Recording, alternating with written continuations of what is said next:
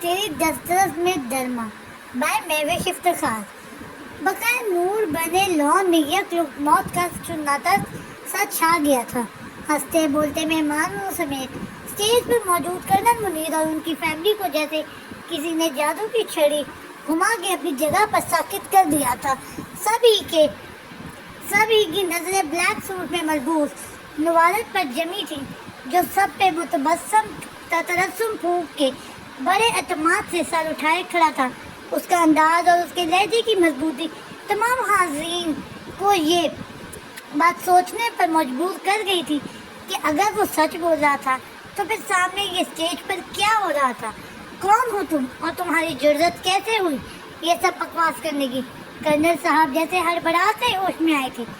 تیز قدموں سے اسٹیج کی سیڑھیاں عبور کرتے وہ اگلے ہی پل اجنبی کے مقابل آ کھڑے ہوئے تو اس کے خوبصورت لبوں پہ ایک استہزائیہ مسکراہٹ ڈر آئی.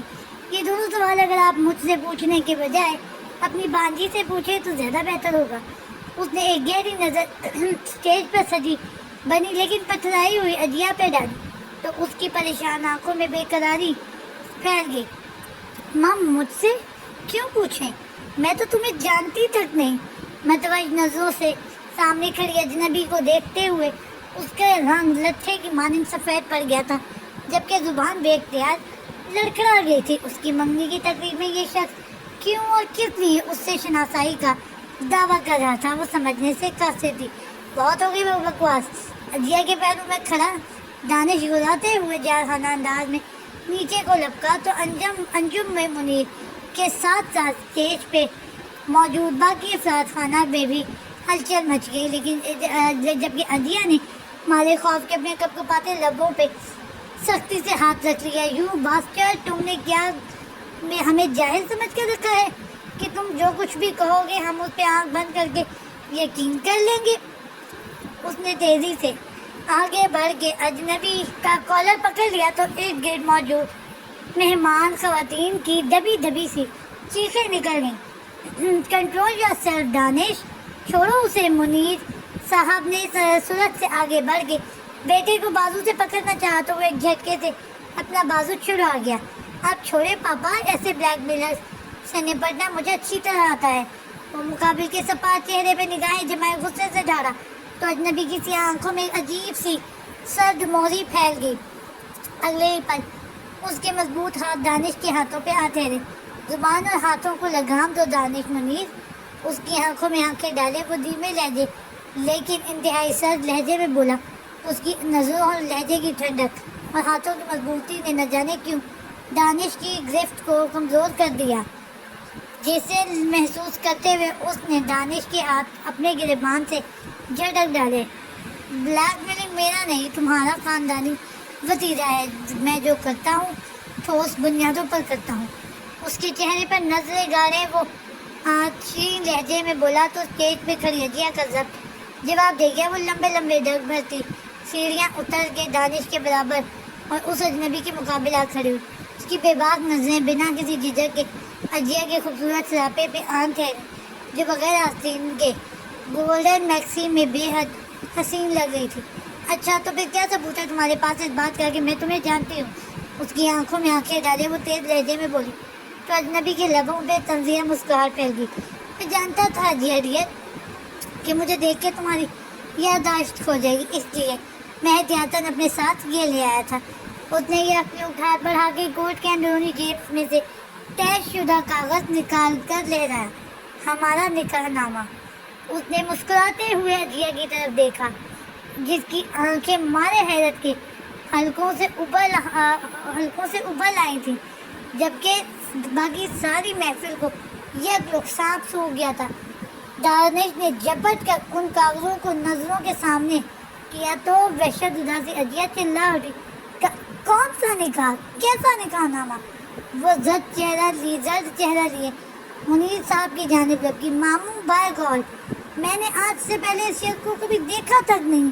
یہ کون ہے؟ کہاں سے آیا ہے؟ میں بالکل نہیں جانتی. آپ ابھی اسی وقت پولیس کو کال. Shut up. دانش کی اچانک داڑ پہ اجیا کے الفاظ اس کے منہ میں ہی رہ گئے تھے. وہ بے یقین سی اس کی جانب پلٹی. جھوٹی مکار لڑکی مہینے سے ہاں لڑکی مہینے سے اس شخص سے نکاح کیے بیٹھی ہو، میں نکاح رچا کر بیٹھی ہو، کہتی ہو کہ تم اسے جانتی تک نہیں، اور اگر ایسا نہیں تو یہ دستخط کیا تمہارے فرشتوں نے کیے؟ دانش کے ہاتھ میں پکڑے کاغذ اس کے منہ پہ مارے تو بے یقین کر گیا۔ جیا نے بے قراری سے انہیں تھام لیا۔ اس کے پاس کھڑے منیر صاحب اور ان کی فیملی دانش کی بات پہ جیسے ساکت ہو گئے تھے۔ جو عدیہ کی نظریں تحریر سے پھسلتی گئیں تو اس کے چہرے کا رنگ بدلتا گیا، اور اپنے دستخط پہ آ کر تو اس کی حالت کاٹو تو بدن میں لہو نہیں والی ہوگی۔ یہ میں نے نہیں کی ہے، وہ سرسراتے لہجے میں بولی تو اجنبی کا بھرپور کہہ کر دانش کو لب بھیجنے پہ مجبور کر گیا۔ میں سچ کہہ رہی ہوں ماموں، یہ سائن میں نے نہیں کی۔ عدیہ روتے ہوئے کسی ماہی بے آب کی طرح تڑپ کے منیر صاحب کی جانب لپکی تو انہوں نے ایک نظر اس کے ہاتھ میں تھمے کاغذوں پہ ڈالی اور پھر شعلہ برساتی نظروں سے اس کی طرف دیکھا۔ بہت ہو گیا ڈرامہ عدیہ، اب بکواس بند کرو۔ وہ دھیمے لہجے لیکن انتہائی سرد لہجے میں گزارے تو روتے ہوئے عدیہ جنجنا اٹھی۔ آپ لوگ میرا یقین کیوں؟ سے پہلے کہ وہ اپنی بات مکمل کرتی دانش نے آگے بڑھتے ہوئے بے رخی سے اس کا بازو دبوچ لیا۔ یقین کس بات کی؟ کس یقین کی بات کر رہی ہو تم نے جس طرح میرے جذبات کا مذاق اڑایا ہے، جس طرح میرا تماشا بنایا ہے، اس کے بعد میں تمہاری شکل تو دور تمہاری آواز تک نہیں سننا چاہتا۔ غضبناک نظروں سے اسے گھورتے ہوئے اس نے پوری طاقت سے اسے قدرے فاتح پہ کھڑے اجنبی کی طرف دھکیل دیا تو عدیہ کسی بے جان گڑیا کی طرح اس کے سینے سے جا ٹکرائی۔ صورت سے خود کو سنبھالتے ہوئے عدیہ نے تڑپ کے اس سے الگ ہونا چاہا تو اس نے ہیز اٹھاتی نظروں سے اس کے بھیگے چہرے کو تکتے ہوئے اپنے بازو کے مضبوط حصار میں لے لیا۔ چھوڑو مجھے ذلیل آدمی۔ خود کو چھڑانے کی کوشش میں وہ دوبارہ بآواز بلند چلائی تو مقابل کے لبوں پہ ایک استہزائیہ مسکراہٹ ڈر رہی۔ رسی جل گئی مگر بل نہیں گیا۔ اس کی آنکھوں میں دیکھتے ہوئے اس نے دوسرے ہاتھ سے عدیہ کے ہاتھ میں بیچا ہوا نکاح نامہ پکڑ لیا۔ دیکھو تو ڈیئر وائف، جس کی خاطر تم نے مجھے دھوکہ دیا، اس نے کتنے آرام سے تمہیں ڈسون کر دیا۔ مجھے کسی نے ڈسون نہیں کیا۔ دانش ماموں پلیز مجھے اس دھوکے باز آدمی سے چھڑائیں۔ شعلے برساتی نظروں سے اس کے چہرے کو تکتے ہوئے اس نے بری طرح مچلتے ہوئے ان دونوں سے استدعا کی تو منیر صاحب کا ضبط جواب دے گیا۔ بھری محفل میں اس لڑکی کی وجہ سے جس طرح ان کی عزت کا جنازہ نکلا تھا اس نے انہیں سر اٹھانے کے قابل نہیں چھوڑا تھا۔ بکواس بند کرو، اپنی طرح نکل جاؤ یہاں سے۔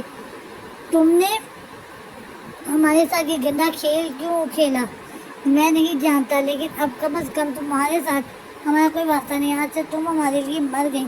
تمہارے اس کارنامے کی خبر تمہاری ماں کو بھی دے دی جائے گی۔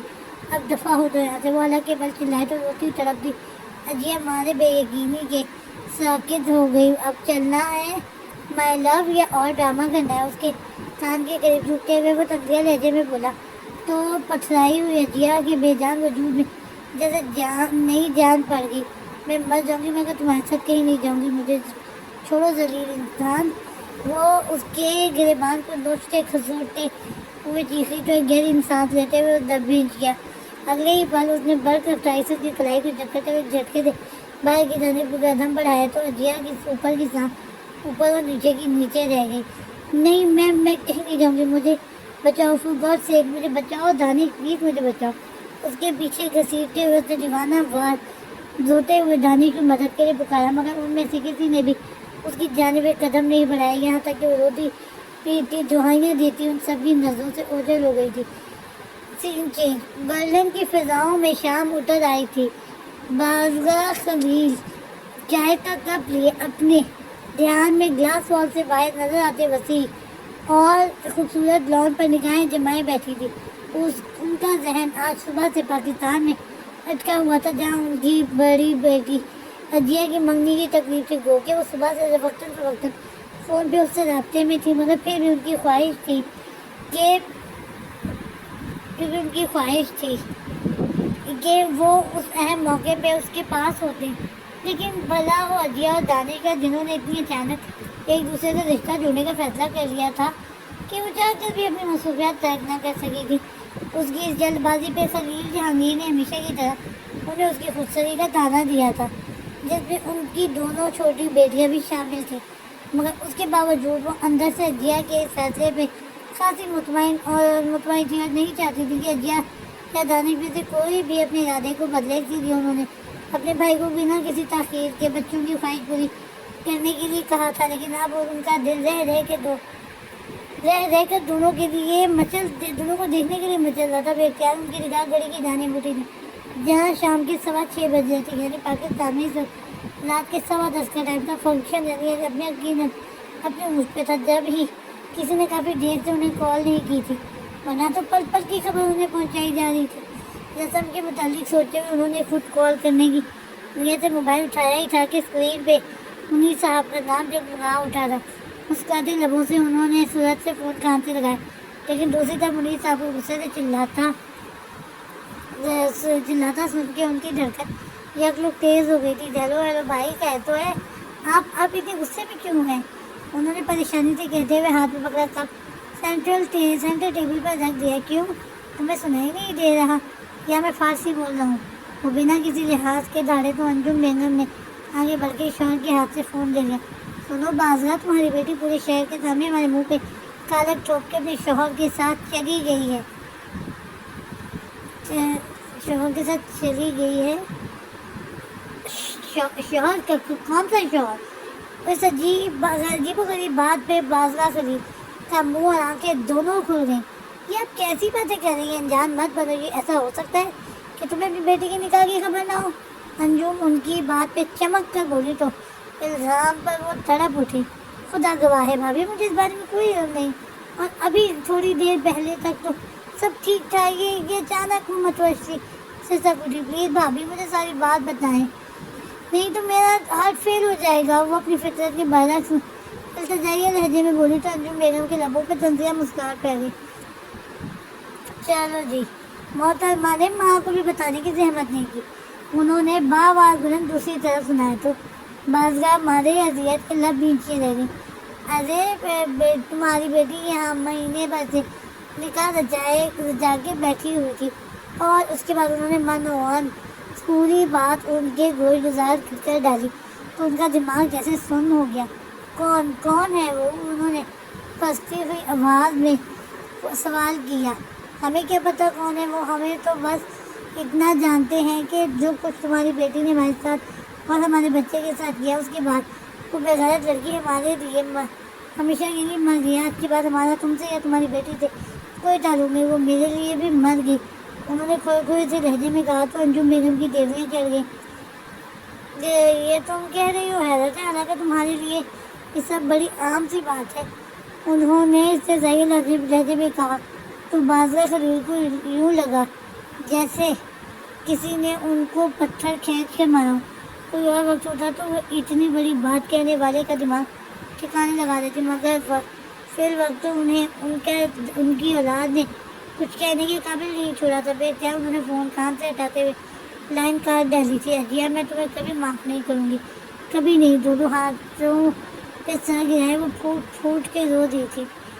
وہ شخص جسے بے نیاز اسے کھینچا ہوا پارکنگ لاٹ میں لایا تھا، جہاں پہلے سے اسٹارٹ کھڑی سیاہ شیشے والی گاڑی کا دروازہ کھول کر اس نے ایک جھٹکے سے اسے اندر پھینکا تھا اور اس کے سنبھلنے سے پہلے ہی دروازہ بند کر دیا تھا۔ دروازے کی بند ہوتے ہی ڈرائیونگ سیٹ پہ بیٹھے شخص نے تو آٹومیٹک لاک لگاتے ہوئے سوچ سے گاڑی آگے بڑھا دی تھی۔ تبھی روتی ہوئی اجیا تڑپ کی سیڑھی اٹھی، لیکن جو ہی اس کی نظر اپنے برابر بیٹھے ایک اور آدمی سے ٹکرائی تھی، وہ مارے خوف کے کانپ اٹھی تھی۔ بی بی، آواز نکالنے کی غلطی مت کرنا، اس نے ہاتھ میں پکڑے پسٹل اجیا کی طرف کرتے ہوئے انتہائی سرد لہجے میں کہا تو اس کا چہرہ خطرناک حد تک سفید پڑ گیا۔ اگلے ہی لمحے اس کے اعصاب جواب دے گئے تھے اور وہ لہرا کے ایک طرف کو گرتی چلی گئی۔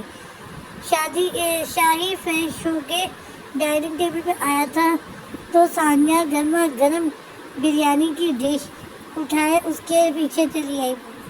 بابا نے کھانا کھایا؟ اس نے کرسی کھینچتے ہوئے پوچھا۔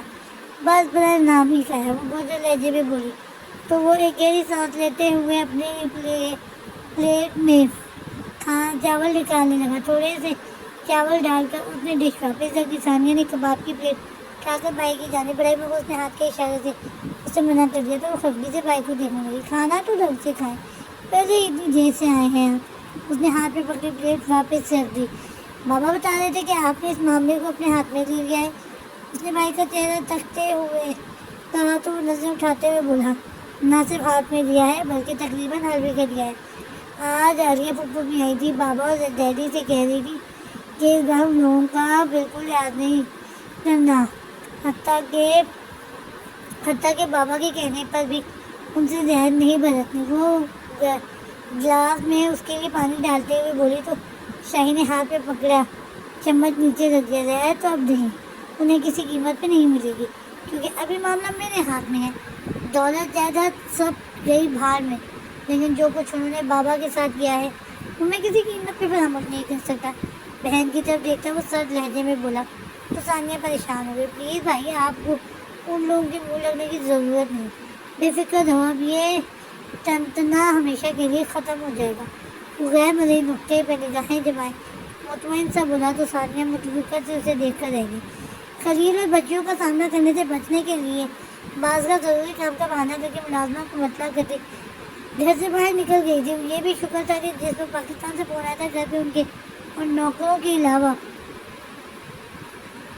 اور کوئی نہ تھا، وگرنہ ان کے لیے تو تانوں اور باتوں کا نیا سلسلہ شروع ہوتا تھا۔ انہیں خود کو سنبھالنے میں 2-2.5 گھنٹے لگ گئے تھے، مگر اس کے باوجود جب وہ گھر لوٹی تھی تو خود کو خلیل جہانگیر کی گہری نظروں سے چھپا نہ سکی تھی۔ کیا بات ہے، تم اتنی چپ سی کیوں ہو؟ انہوں نے ٹی وی دیکھتے ہوئے ہاتھ میں پکڑے کپ سے کافی کا گھونٹ بھرا۔ انم اور ہبا دونوں آج اپنی فرینڈس کے ساتھ ڈنر کے لیے گئی ہوئی تھی، اس لیے فی الوقت وہ دونوں گھر پہ اکیلے تھے۔ یوں ہی سر میں درد ہے، ان کی طرف دیکھے بنا بیزاری سے بولی تو خلیل صاحب کی نظریں استحضائی انداز میں آنا ٹھہری۔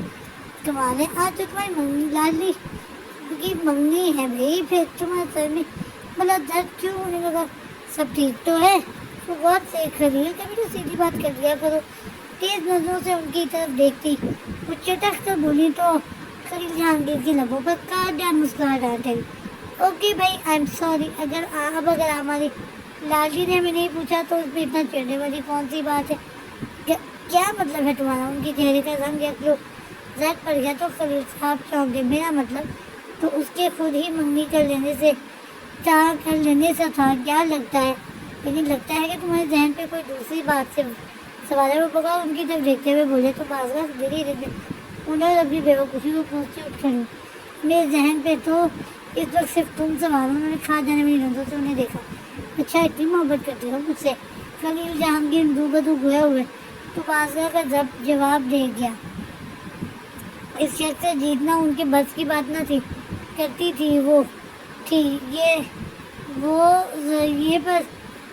زور دیتے ہوئے وہ بولی۔ خلیل صاحب مسکراتے ہوئے اٹھ کھڑے ہو گئے۔ فہمی ہے تمہاری، تم نے سوائے اپنی ذات اور اپنی خواہشات کے کبھی کسی سے محبت نہیں کی، تمہیں خود غرض ہو رہا تو بازگاہ حسین۔ انہوں نے تنزیہ نظروں سے بازگاہ بیگم کی جانب دیکھا۔ یہ تم ایک موقع پرست اور جھوٹے انسان ہو۔ ان کی آنکھوں میں آنکھیں ڈالے وہ بنا کسی شجاعت کے بولی تو خلیل صاحب کے چہرے پر ہیض اٹھاتی کیفیت در آئی۔ اور تم موقع شناس، دونوں میں کچھ زیادہ فرق نہیں ہے۔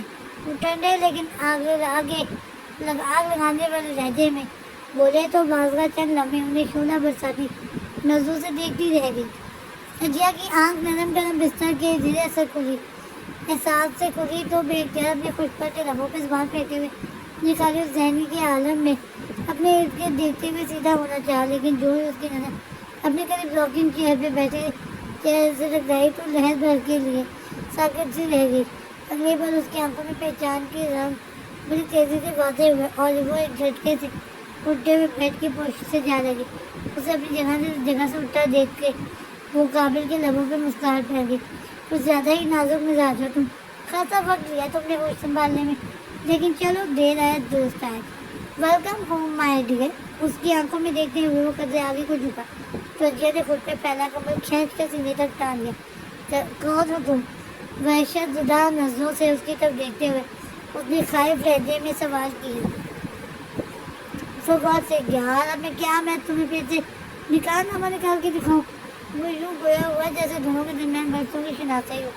اس کی بات پہ اجیا بے اختیار چیخ اٹھی، stop it, please stop it. تم تم جانتے ہو کہ تم جھوٹ بول رہے ہو، تم ایسا کیوں کر رہے ہو؟ میں نے تمہارا کیا بگاڑا ہے؟ بات کرتے کرتے وہ بیگ تھا، پھوٹ پھوٹ کے رو پڑی تھی، مگر پھر مقابل بھی پر رتی برابر بھی اثر نہ ہوا تھا۔ کتنی خوبصورت ہو تم، بالکل کانچ کی گڑیا کی طرح۔ اس کے سوال کو مکمل طور پر نظر انداز کیا، وہ گہری نظروں سے چٹکتا گمبھیر لہجے میں بولا تو دیا کہ آنکھ تمہارے خوف کے دم سے گئے۔ دیکھو میرے قریب مت آنا، خوفزدہ نظروں سے اس کی جانب دیکھتی کانپتی آواز میں بولی تو اس کے لبوں پہ ایک بار پھر مسکراہٹ آ گئی۔ دانش منیر کی تو بازو میں بازو ڈال کے سارے شہر میں گھوما جا رہا تھا، اور شوہر پہ ایسی پابندی، دیٹس ناٹ فیئر۔ تم جانتے ہو کہ نہ تو تم میرے شوہر اور نہ میں تمہاری بیوی، پھر تم کیوں یہ بار بار دہرا رہے ہو؟ میں تو تمہارا نام تک نہیں جانتی۔ اس کی تکرار نے ایک بار پھر اس کی آنکھوں سے سیرل زبان جاری کر دیا تھا۔ میری سمجھ میں یہ نہیں آ رہا کہ تمہیں رونا کس بات پہ آ رہا ہے، کہ تم میری بیوی کیوں نہیں، یا یہ کہ تم میرا نام کیوں نہیں جانتی؟ کہ چہرے پہ نگاہیں جمائے وہ پوری معصومیت کے سارے ریکارڈ ٹوٹتے ہوئے بولا تو اجیا نے ہماری بے بسی کے اپنا چہرہ دونوں ہاتھوں میں چھپا لیا۔ یہ بات تو طے تھی کہ اسے کچھ بھی بتانے والا نہ تھا، اور لازمی کے اندھیروں میں انگنت سوالوں سے ٹکراتے رہنے کی اذیت شاید ہر اذیت پہ بھاری تھی۔ اچھا ایک بات تو بتاؤ، تم دانش سے بہت محبت کرتی ہو کیا؟ اس نے اچانک دوستانہ لہجے میں ایک بالکل غیر متوقع سوال کیا تو یہ کہ آنسو ایک بار پھر تھم گئے۔ چہرے سے ہاتھ اٹھاتے ہوئے اپنے مقابل کی طرف دیکھا، جو منتظر نظروں سے اسے دیکھ رہا تھا۔ ابھی کچھ سوچتے ہوئے دھیرے سے اس بات میں صحیح رہ گئے، پھر بھول جاؤ اسے، بلکہ ہر اس چیز اور ہر اس رشتے کو بھول جاؤ جو تمہیں عزیز ہے، تمہاری خواہشات میں شامل ہے، کیونکہ اب تم وہی کرو گی جو میں چاہوں گا۔ تمہاری خواہشات، ترجیحات، ہر چیز میرے تابع ہوں گی۔ اس میں نظریں جمائے وہ یکیوں کے اجنبی لہجے میں کہتا اپنی جگہ سے اٹھ کھڑا ہوا تو وہ سراسیما سے اجیا پھٹی پھٹی آنکھوں سے دیکھتی رہ گئی۔ اب اتنے خوف سے مت دیکھو کہ میرا دل ہی بگڑ جائے۔ وہ اچانک سے اس کے دائیں بائیں ہاتھ جباتے ہوئے جھکا تو اجیا تمہاری دہشت کے سانس بند ہو گیا، سکتی تھی آنکھیں میچے، وہ بری طرح رو دی، اور جب اس نے کسی دیر پہ ہمت کر کے آنکھ کھولی تھی تو خود کو کمرے میں تنہا پا کے حیران رہ گئی تھی۔ اتوار کا دن تھا، حسن ملا کے سب مکین گھر پہ تھے، لیکن اس کے باوجود در و دیوار پہ عجیب سی خاموشی چھائی ہوئی تھی۔ مگر جب شام میں عالیہ اور مہنات کو اپنی فیملیز کے ساتھ چلی آئی تو تھوڑی دیر کے لیے ماحول پہ چھایا بوجھل پن جیسے ختم ہو گیا تھا۔ بابا بھی اپنے سب بچوں کو اکٹھا دیکھ کے بہت دنوں بعد ان کے درمیان بیٹھے تھے، وگرنہ اسی دن کے بعد سے تو جیسے انہیں چپ سی لگ گئی تھی۔ کھانا پینا اتنا بولنا، وہ ہر بات بھول کے بس سوچوں میں گم رہنے لگے تھے۔ ان کے چہرے کی تھکاوٹ، آنکھوں کی کھوئی سی کیفیت ہر بادشاہی کو نئے سرے سے اذیت میں مبتلا کر دیتی تھی۔ اسے رہ کے اس دن پہ افسوس ہونے لگا تھا جب وہ اپنے دادا، باپ اور چچا کے ساتھ نہ تھا، ورنہ اپنے بزرگوں کے ساتھ زیادتی کرنے والے کا اس پل وہ اشر کرتا کہ دنیا دیکھتے۔ بابا کی حالت دیکھتے ہوئے بظاہر تو خاموش ہو گیا تھا، اور اس اگلے ہی دن سے ہی سارا معاملہ اپنے ہاتھ میں لے گیا تھا۔ اب بھی وہ سب کی طبیعت بیٹھا اس بارے میں سوچ رہا تھا جب بابا کے پکارنے میں وہ اپنے دھیان سے چونک اٹھا۔ شاہی بچے، بیروز بتایا تھا کہ اس کے سارے معاملات تم دیکھ رہے ہو؟ انہوں نے اپنے مخصوص نرم لہجے میں سوال کیا۔ اس نے اس بات میں سر ہلا دیا، لیکن مجھے اس کی کوٹ کچہری کے چکر میں نہیں پڑنا۔ میں نے اس کا مطالبہ پورا کرنے کا فیصلہ کیا ہے۔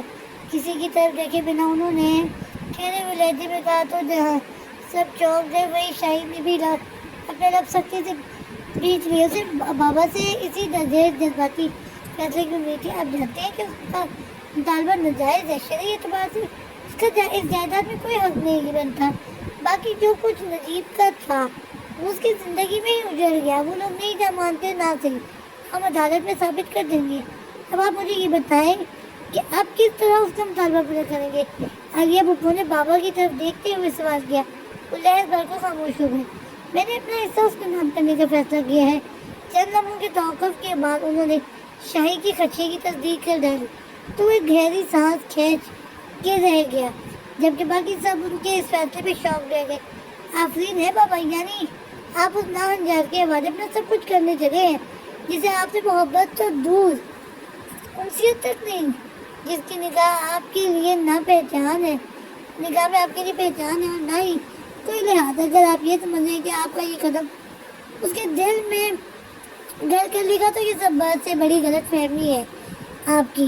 محبتوں کی قدر اس کے خون میں شامل نہیں. وہ سر کال کی محنت تیز لہجے میں بولی تو شہباز حسن بہن کی تائید کرتے ہوئے بولے محنت ٹھیک کہہ رہی ہے بابا, آپ کا یہ فیصلہ ان کی لالچ کو اور ہوا دے گا, دینے کے سوا کچھ نہیں کرے گا.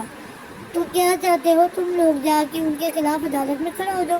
تو یہ لوگ غصے سے بولے بالکل, جب انہیں کسی چیز کی شرم لحاظ نہیں تو ہم کیوں ہچکچائیں, بلکہ اچھا ہے 4 لوگوں کے درمیان جب پچھلے کرتوت کھلیں گے تو خود ہی دودھ کا دودھ اور پانی کا پانی ہو جائے گا, اچھی طرح مزاج صاف ہو جائے گا. عالیہ نے غصے سے سر جھٹکا. داؤد صاحب کے چہرے پہ بے بسی پھیل گئی. تم کیوں نہیں سمجھتی عالیہ, اس کے دل میں سمجھتی میں اس کے دل میں اپنے بچے کے لیے مزید نفرت نہیں بڑھا سکتا. میں اس کے سارے گلے شکوے دور کر دینا چاہتا ہوں. میں اسے بتانا چاہتا ہوں کہ میرے لیے ہر وہ چیز اس سے بڑھ کر اہم ہے. اس بات کرتے ہوئے ان کا لہجہ بڑھا گیا. شاہی کے لیے مزید وہاں بیٹھنا مشکل ہو گیا تھا.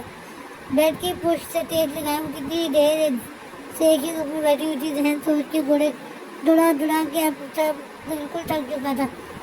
کھڑکی کے کھلے پردوں سے اندر آتی دھوپ دن چڑھے آنے کی اطلاع دے رہی تھی. یہ سوال کہ وہ شخص رات بھر اس کے ساتھ اس کے کمرے میں موجود تھا یعنی اس کے لیے سب سے زیادہ پریشانی اور اذیت کا باعث بنا ہوا تھا. اس کی سمجھ میں نہیں آ رہا تھا کہ وہ اپنا یہ مسئلہ کیسے حل کرے. تبھی دروازے پہ دستک کی آواز میں سے بری طرح چمکا دیا. درختہ جس کے ساتھ اس نے خوفزدہ نظروں سے دروازے کی جانب دیکھا, وہیں پر دروازہ کھلا. ایک عورت نے اندر جان کر دیا تو اپنی جب دیکھتا پا کر مسکراتی ہوئی اندر چلی آئی. سلام بی بی جی, میرا نام حاجرہ ہے, میں یہاں کام کرتی ہوں. صاحب کا فون آیا تھا, کہہ رہے تھے کہ میں آپ سے ناشتے وغیرہ کو پوچھوں. وہ آپ کے لیے کافی سارا سامان بھی دے گئے ہیں.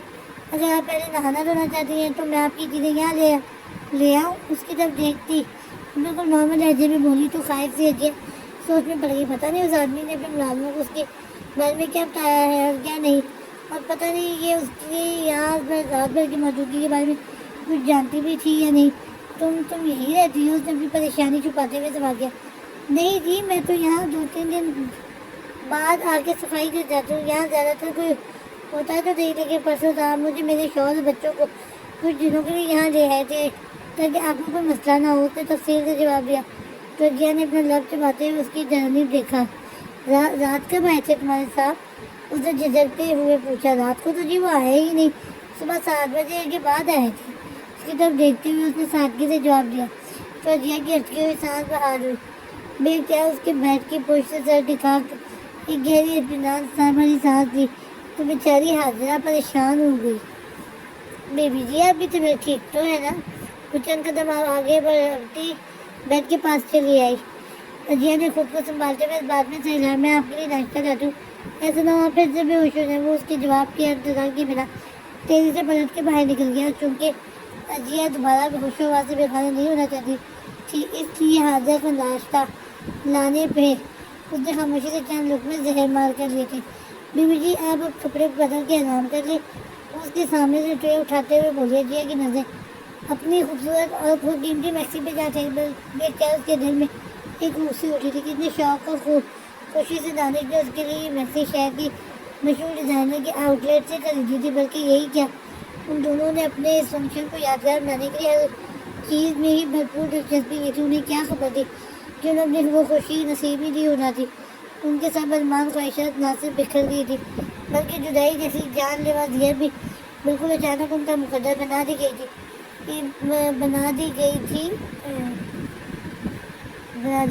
اتنی اچانک کہ اجے کو اب بھی یقین نہیں آ رہا تھا کہ یہ سب اس کے ساتھ بیت چکا ہے. وہ ایک ہی جھٹکے میں صرف خوشیوں اور نہ صرف اپنی خوشیوں بلکہ اپنے رشتوں اور سے اعتبار بھی کھو گیا. رشتوں سے اعتبار سے ہاتھ میں دھو بیٹھی تھی. اس کے اپنوں نے اسے بالکل تنہا چھوڑ دیا تھا. اس کی سمجھ میں نہیں آ رہا تھا کہ وہ مدد کے لیے کیسے پکارے, کیونکہ وہ جو شخص اپنی جیب میں لیے پھر رہا تھا اس کے ہوتے ہوئے تو کم از کم نہ تو وہ کسی کو اپنا یقین دلا سکتی تھی اور نہ ہی کسی سے مدد کی امید کر سکتی تھی. پتہ نہیں اس کی زندگی برباد کرنے والے کا مقصد کیا تھا. مبارک ہو بھائی, ہماری اجیا نے منگنی کے بجائے شادی کر لی ہے. خلیل صاحب نے ناشتے کی میز پہ بیٹھی ہوئی مصنوعی بشاشت سے ڈائننگ روم میں موجود تینوں افراد کو مطلع کیا. تو ایک جھٹکے ایک پل کو جگہ انم اور ہبا کو اپنی جگہ ثابت دے گئی. وہیں بازگہ بیگم کے کاکی کانٹوں میں بدن میں لہو نہیں بھری کیفیت ہو گئی. کیا یہ آپ کیا کہہ رہے پاپا؟ انم نے آپ ہی پکڑا تھا پیٹ میں لگ گیا. میں بالکل ٹھیک کہہ رہا ہوں بیٹا، مبارکباد دو اپنی ماں کو جس نے اتنی بڑی بات کی. ہمیں ہوا بھی نہیں لگنے دی بلکہ یہ بھول گئی. ٹھیک ہے نا تو مجھے لیکن یہ بھول گئی تھی نہ تو مجھے بیوقوف بنانا آسان ہے اور نہ ہی مجھے پاکستان فون کرنے کی کوئی ممانعت ہے. انہوں نے تیز نظروں سے بازگہ بیگم کو گھورتے ہوئے کہا. انم کی حیران آنکھیں ماں کی جانب اٹھ گئی. ممی آپ کو پتا تھا؟ ہاں. انہوں نے نظر چاہتے ہوئے چائے کا کپ اٹھا کر لبوں سے لگا لیا. انم کی پیشانی پر بل پڑ گئے. دس از ٹو مچ. آپ نے اتنی اہم بات ہم سے چھپائی. ہم نے کیا دانش اور حجیہ کو کھا دینا تھا یا ان کی خوشیوں کو نظر لگا دینی تھی؟ دانش کہاں سے آ گیا بھائی؟ وہ بیچارہ تو بیٹھا تمہاری بہن اور ماں کی جان کو رو رہا ہے. خلیل صاحب نے اچانک بیچ سے بھی ٹکڑا لگایا تو انم کو ایک اور جھٹکا لگا. کیا مطلب؟ وہ لڑکے باپ کا چہرہ تکنے لگی. مطلب میری جان کہ تمہاری بہن صاحبہ کا منگنی کا ڈرامہ تو دانش کے ساتھ اچھا رہی تھی مگر وہ مہینہ بھر پہلے کسی اور کے ساتھ نکاح کر چکی تھی. اور کل جب وہ آدمی بھری محفل میں نکاح نامہ لے کے پہنچ گیا تو تمہاری ماں کی لاڈلی سرے سے انکاری ہو گئی. واٹ؟ اب کہنا مجھے بات دونوں مارے خوف کی حیرت کی چلا اٹھے. بازگہ نے ہاتھ میں کپڑا پکڑا کپ میز پر پٹکا. اسی لیے نہیں بتایا تھا کہ میں نے کہ یہ شخص میری جان کو آ جائے گا. انہوں نے لال ببو کا چہرہ لیے خلیل جہانگیر کی طرف دیکھا. تم غصے سے کھول اٹھی اور غور سے ممی پاپا کو الزام دینا بند کریں. آپ کی انہی طرفداریوں نے آج ہمیں یہ دن دکھایا. آپ نے وجیہ کے معاملے میں ہمیشہ پاپا کی نیت پہ شک کیا ہے. آپ نے کبھی ان کی ایک نہیں سنی. ہاں میں ہی بری ہوں. تمہارا باپ تو بڑا نیک اور انصاف پسند آدمی ہے. میں پوچھوں جب تم لوگوں کو وجیہ سے کوئی سروکار نہیں تو اب تم لوگوں کو کیوں اس کا درد اٹھ رہا ہے اور چھپ کر شادی کرے یا باہر میں جائے؟ تم میں سے کسی کو اس سے کوئی غرض نہیں ہونی چاہیے. گود میں رکھا نیپکن ٹیبل پہ پٹکتے ہوئے وہ تن فن کرتی ڈائننگ روم سے باہر نکل گئی. خلیل صاحب نے شکایتی نظروں سے بیٹی ہوئی جانب دیکھا. دیکھی اپنی ماں کی حرکت بجائے اپنی غلطی ماننے کی اس نے پھر وہی بلیم گیم شروع کیا. میری تو یہ سمجھ میں نہیں آ رہا کہ جی اتنا بڑا قدم کیسے اٹھا سکتی ہے. اس نے تو خود اپنی مرضی سے دانش سے رشتہ جوڑا تھا. اب تک خاموش تماشائی بنی بیٹے کے بارے بے یقینی سے لہجے میں کہا تو خلیل صاحب نے تنزیہ انکارہ بھرا. یہ سب اسے ورثے میں ملا ہے. اس بابا میں مانتی ہوں کہ ممی کی غلطی ہے مگر آپ مزید انہیں کچھ مت کہیے گا. وہ پہلے ہی بہت اپسیٹ ہوں گی. انم نے باپ کی طرف دیکھتے ہوئے ملتجی لہجے میں کہا تو خلیل صاحب نے سر جھٹک کر اپنی جگہ سے کھڑے ہو گئے. غلط فہمی ہے تمہاری ماں اپسیٹ ہونے والوں میں سے نہیں، اپسیٹ کرنے والوں میں سے ہے. وہ نیچے رکھا بریف کیس اٹھا کر دروازے کی جانب بڑھ گئے. انم اور بھائی دوسرے کو دیکھ کر رہ گئیں. انہوں نے جب سے ہوش سنبھالا تھا اپنے ماں باپ کو جو ایک دوسرے کے بخیے اڈیرتے دیکھا تھا.